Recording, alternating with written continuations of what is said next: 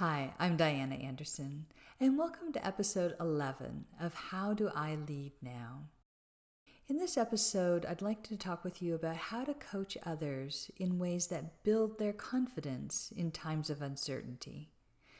As we've talked about in other episodes, this change in our environment away from something that felt fairly comfortable, maybe somewhat more stable, into a time of just tumultuous change has really rocked a lot of people's confidence. And I think one of the greatest things we can do as leaders is coach people to find a way to feel more confident in uncertainty, because we're going to be in uncertainty for quite some time, I think. So I think one of the first things that we can coach others to do is actually cultivate a stronger sense of centeredness. And that is just sort of a calm place, if you will, within oneself that you can return to when things feel a little bit shaky outside. Lots and lots of ways to help cultivate centeredness. A really cool, simple technique that I actually just got introduced to through the last couple of weeks.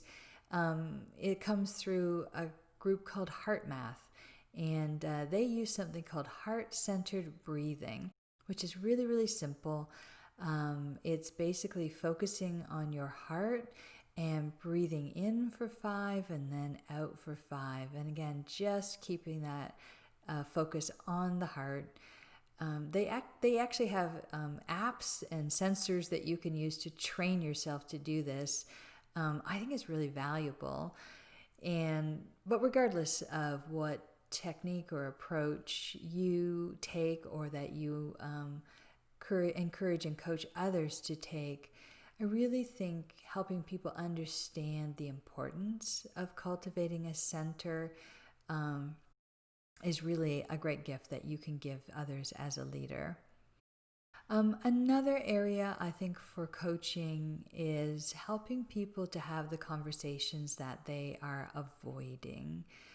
Often the things that we most need to address are the things that we are least willing to talk about.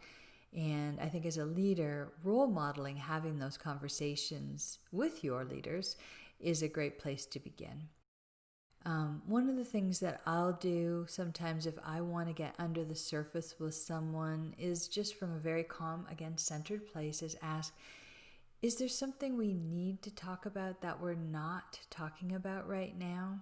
And then I'm going to listen and hear whether there's a pause or a breath, and then say, is there something more you want to say about that? Or if that question doesn't feel comfortable, I might ask something like, how could I be most helpful to you right now? Is there something that we could talk about or work through that might help you to move something forward in a meaningful way? So I really just try to make myself available to the kinds of conversations that people might want to have but aren't quite sure how to step into. And the key, by the way, as a leader is to keep a very open, calm, centered presence. When I'm just willing to sit in that space and ask the question, people are more likely to step into it. The last thing I think that you can really do as a leader, actually the last thing that we're going to talk about today, not the last thing, there's lots of other things you could do, but another place I think that's really helpful is helping people to get more comfortable taking risks. So as a leader, a great thing to notice is, are there places where maybe you're expecting people to make decisions or take action and they seem to be avoiding? Rather than getting upset or angry with them, better to have a coaching conversation to talk through. First, do they understand that that expectation is there?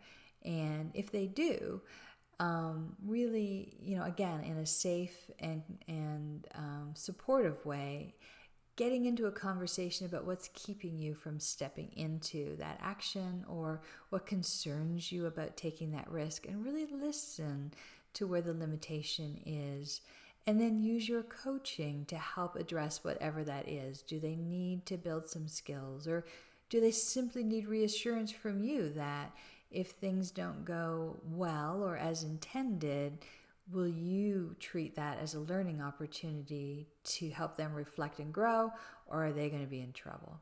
So how you approach supporting them and making and taking risks is going to be really, really important. So these are 3 areas of coaching where you can help people cultivate greater sense of confidence, their greater sense of confidence in these times of uncertainty that personally I think will help everyone. So your reflection for this week, first of all, I would suggest you consider how you're doing in each of those areas and whether there's some places you could maybe push the edge a little bit more for yourself.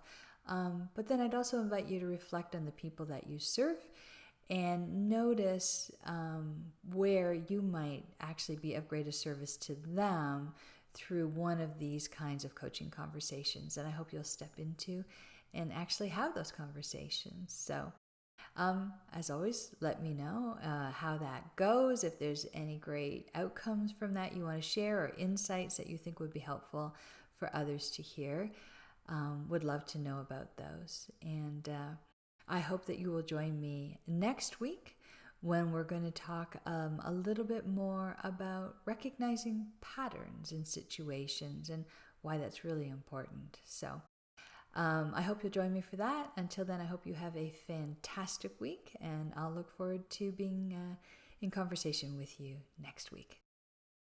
Bye for now.